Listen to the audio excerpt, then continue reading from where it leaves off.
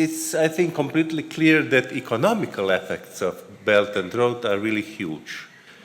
It's very important for China because China is developing itself, but also for all other participating countries, 150 countries. There was a very nice presentation showing changement in global markets, and it was some kind of cartoon. And it was showing how in last 20 years, more and more, quicker and quicker, China is starting to dominate not only in Asia, but also in Africa, and being engaged in other countries like in Europe. I'm from small country, small is beautiful, small country that have experience with China One Belt and One Road. Not many projects up to now, but one is finished. It's a very important bridge in our country, and it's beautiful. Bridge is beautiful. It was created and it was realized in very, very short terms. We were surprised. Chinese needed less time to build the bridge than with some additional roads, small roads. It was really, really impressive, and the highest official of Croatia and Prime Minister of China were opening this bridge, and that was for us a very important experience. So after this, there are some other engagements, and I really believe that in future Croatia and China are going to participate in Belt and Road projects more and more. In spite there are some obstacles. About obstacles a little bit later.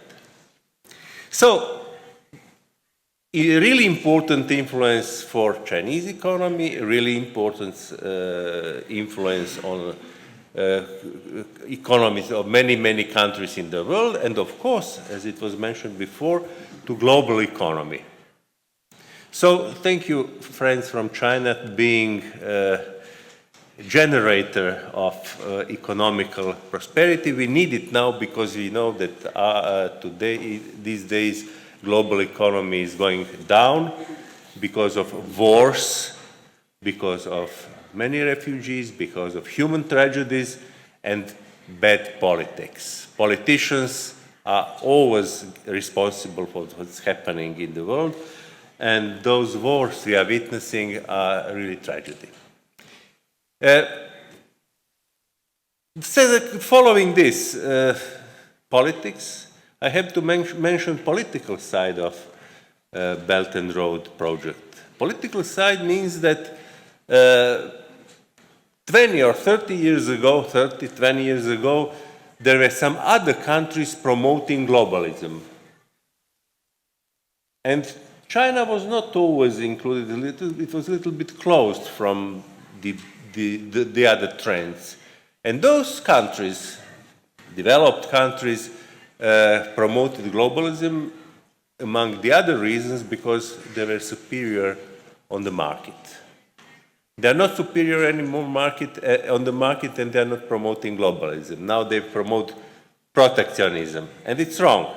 Because finally, such a big movement as Belt and Road, led by so important economy, second world economy and world economy, I'm very sure it will be first very soon, it's not possible to prevent it, because it's supported by all those countries having good effects from the projects.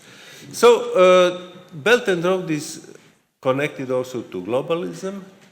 It's connected to multilateralism as well. And as it was said previously, I hope that Belt and Road can help recovery of international organizations, primarily United Nations.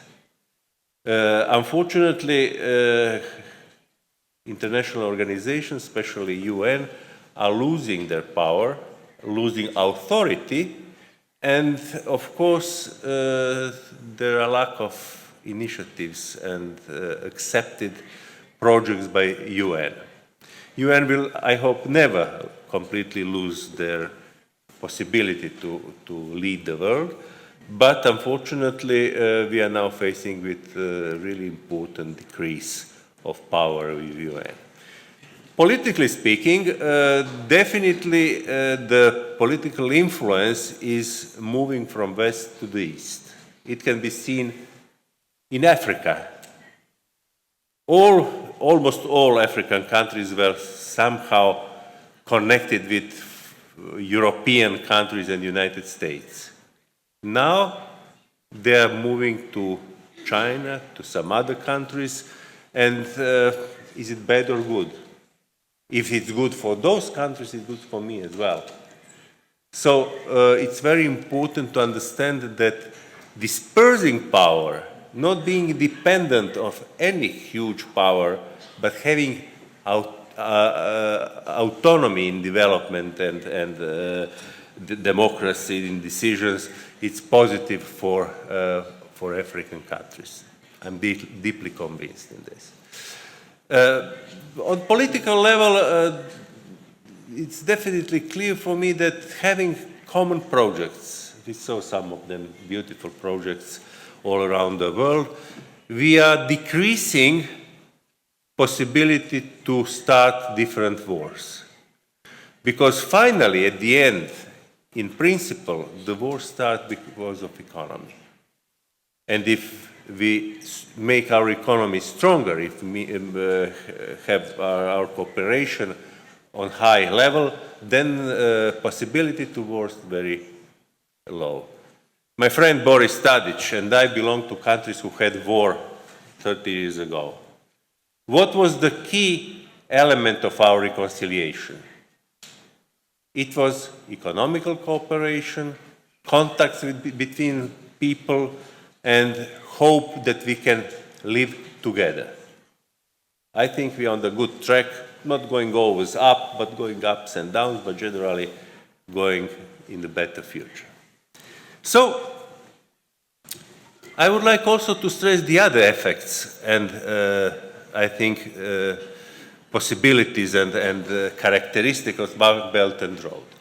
In principle, before Belt and Road, the trade was just trade. We have products, we have projects, and we are going to sell you. But Belt and Road is something even more. Belt and Road is followed by cultural cooperation.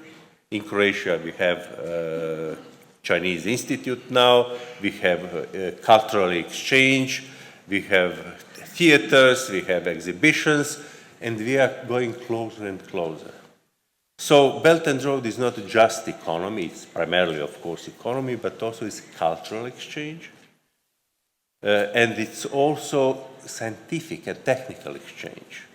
So Belt and Road is contributed to knowledge, to cultural and global communication and understanding between people and cultural that were not before so close and equipped with knowledge about each other. So on this very day, when not only China, I think all of us are celebrating 10 years of Belt and Road Initiative, I have to congratulate to China, I have to congratulate to all countries to participate in this project, being convinced that one belt and the Belt and Road Initiative will have probably soon brothers and sisters, neighbors, other initiatives functioning on this noble and very good day. Thank you very much.